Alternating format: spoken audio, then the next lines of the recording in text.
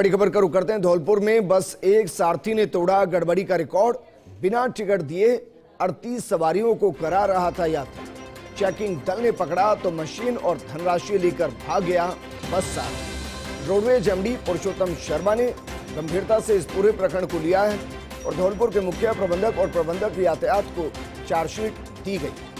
बस सारथी को निलंबित कर एफआईआर दर्ज करवाई गई। अब देखिए, इसको कहते हैं कि भांग मिली नहीं है, पूरी भांगी है, क्योंकि ये गड़बड़ी का एक ऐसा उदाहरण है, या कहिए कि ये धोखेबाजी का ऐसा उदाहरण है जिसने सारे रिकॉर्ड तोड़े हैं। बिना टिकट दिए एक नहीं, दो नहीं, 10 नहीं, 20 नहीं, बल्कि 38 सवारियों को यात्रा करा रहा था। चेकिंग दल ने पकड़ा तो मशीन और धनराशि लेकर भाग गया। मेरे सहयोगी और डिप्टी एडिटर शिवेंद्र परमार जुड़ गए हैं। शिवेंद्र, दरअसल ये है वो असली बीमारी जिसकी वजह से रोडवेज कभी घाटे से बाहर आ ही नहीं पाई। विजेंद्र, हम तो लगातार कई बार अपनी खबरों से बता चुके हैं। आज फिर मैं दोहराता हूं दर्शकों के लिए कि जो बस सारथी योजना है वो पूरी तरीके से रोडवेज को बर्बाद करने के लिए लाई गई योजना है।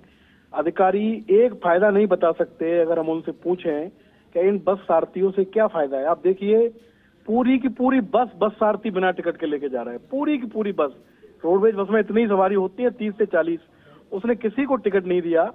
ये तो गनीमत रही कि कोई चेकिंग दल था, उसने चेक कर लिया, पता चला पूरी बस फर्जी है। फिर आप उसका दुस्साहस देखिए कि वो पैसे भी लेके भाग गया और अपनी मशीन भी लेकर भाग गया। और मैं दावे से कह रहा हूँ कि सभी चीफ मैनेजरों को पता है कि उनके यहाँ बस सारथी गड़बड़ी कर रहे हैं। अच्छे रूटों पर बस सारथियों को भेजा जाता है। हालांकि रोडवेज के एमडी पुरुषोत्तम शर्मा ने ये अच्छी कार्रवाई की है कि जो धौलपुर डिपो के चीफ मैनेजर हैं और यातायात प्रबंधक हैं उनको भी चार्जशीट दी है।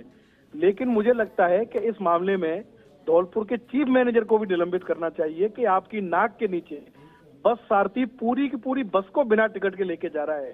फिर ये चलता है कि रोडवेज में पैसे नहीं है, सैलरी नहीं मिल रही, कहाँ से पैसे आएंगे? पूरी की पूरी बस अगर बिना टिकट के चलाएंगे बस सारथी तो कैसे रोडवेज की जो स्थिति है वो घाटे से बेहतर होगी? और रोडवेज के पास अपने परिचालक चालक खूब हैं। बस सारथी योजना की कोई जरूरत नहीं है, लेकिन फिर भी रोडवेज के अधिकारी कई सालों से इस योजना को ढो रहे हैं।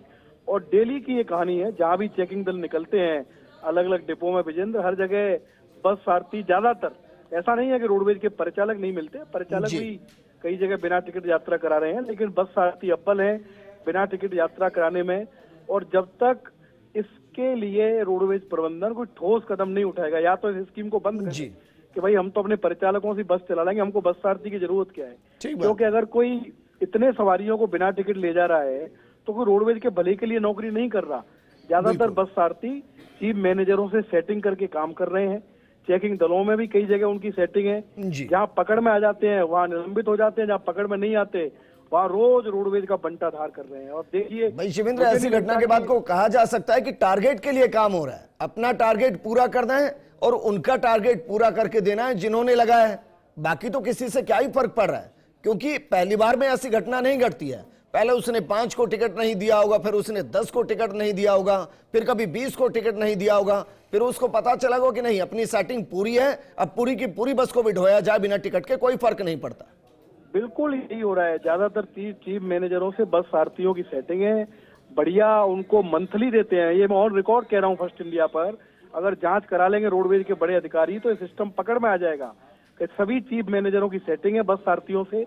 अधिकतर चीफ मैनेजरों की बस सारथी अच्छे रूट पे जाते हैं, कई जगह चेकिंग दल से भी सेटिंग है। ये तो क्योंकि धौलपुर की बस्ती फ्लैंग कहीं और की थी इसलिए पकड़ में आ गया। बाकी धौलपुर के चीफ मैनेजर को पता नहीं क्या कि बस सारथी इस बस को लेके जा रहा है तो टिकट नहीं दे रहा होगा। लेकिन ज्यादातर जो चीफ मैनेजर हैं उनकी मिली भगत है। और जब तक चीफ मैनेजरों पर कार्रवाई नहीं होगी, उनको निलंबित और एपीओ नहीं किया जाएगा, जब तक बस सारथियों का तिलिस्म तोड़ना मुश्किल है। ठीक है शिवेंद्र, शुक्रिया तमाम जानकारी हमारे साथ साझा करने की।